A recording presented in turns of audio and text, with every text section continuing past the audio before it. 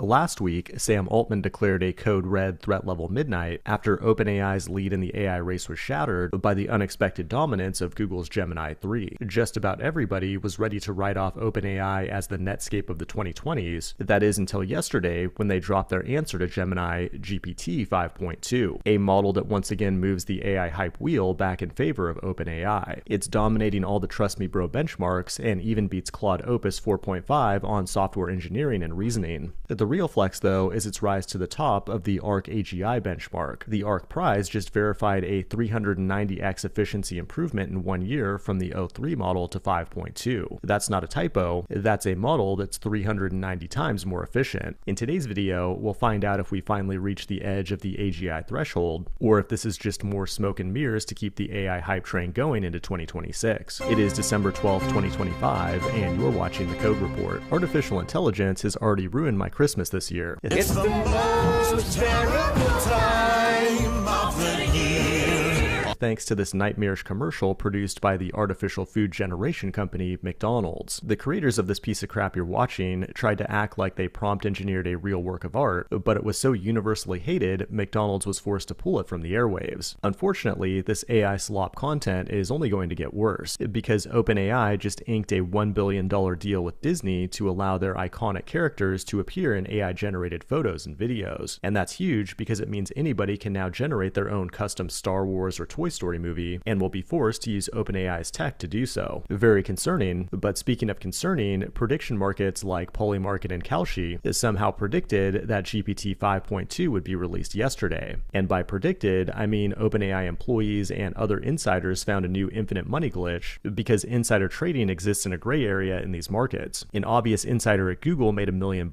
this month, and in many cases, it's insider trading that makes these prediction markets so accurate. Very concerning, but now let's get back to GPT 5.2 and the thing everyone is talking about, its performance on the ARC AGI benchmark. But what even is ARC? It stands for Abstraction and Reasoning Corpus and is designed to test whether a model can solve novel, unique problems it's never seen before, problems that require pure reasoning instead of memorization. The problems are intentionally weird, low data puzzles where brute force pattern matching fails. Regular humans can usually solve them after a few examples. What's weird though is most AI models completely faceplant. The important takeaway is that a model that scores well on ARC has the ability to generalize, instead of just acting like an autocomplete on steroids. And that's why OpenAI flexing on this chart is a much bigger deal than many of the other Trust Me Bro benchmarks. But for the average LLM user, it's becoming harder and harder to evaluate each new release. Like ChatGPT 5.2 is also supposedly much better at coding than before, and is supposed to have far fewer hallucinations, but I'm not sure I can even tell a difference. I'm happily using it to generate Svelte 5 code with an MCP server, but what I'm more concerned about is deploying my code somewhere reliable, like Railway, the sponsor of today's video. It's a cloud platform that lets you instantly host production-ready deployments and manage your entire infrastructure stack in one place.